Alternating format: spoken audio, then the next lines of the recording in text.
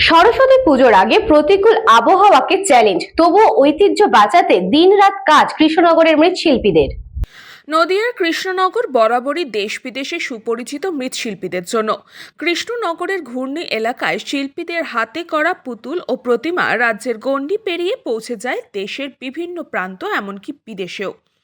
সূক্ষ্ম কারুকার্য, বাস্তবধর্মী রূপ ও নিখুঁত রঙের ব্যবহারে কৃষ্ণনগরের মাটির প্রতিমা আলাদা পরিচিতি তৈরি করেছে। রাত পোহালেই সরস্বতী পুজো উৎসবের আগমনে ব্যস্ত হয়ে উঠেছে কৃষ্ণনগরের মৃৎশিল্পীরা। ছোট বড় নানা আকারে সরস্বতী প্রতিমা তৈরিতে দিনরাত এক করছেন শিল্পীরা।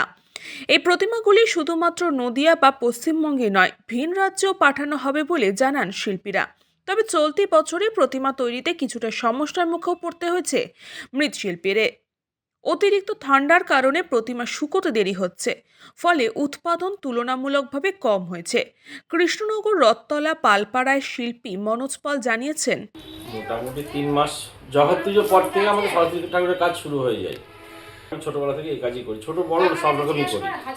কেননা সুবলপালের কাছে আমি নিজে কাজ করতাম, বহুদিন আমি ওখানেই কাজ করেছি। হ্যাঁ, শঙ্করপালের কাছেও কাজ করেছি বহুদিন। এই প্রতিমা আমাদের সারা রাজ্যেই থাকে, মানে নদিয়ার মধ্যেও বহু জায়গায় থাকে।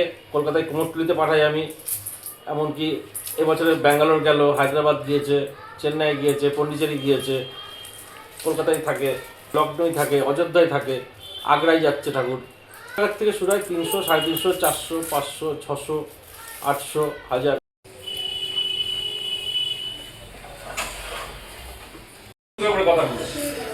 কে বলছে ফিক্সড একটা দোকানে বিক্রি দামাদামি হয় না? ওরা আরো বেশি দামাদামি করে।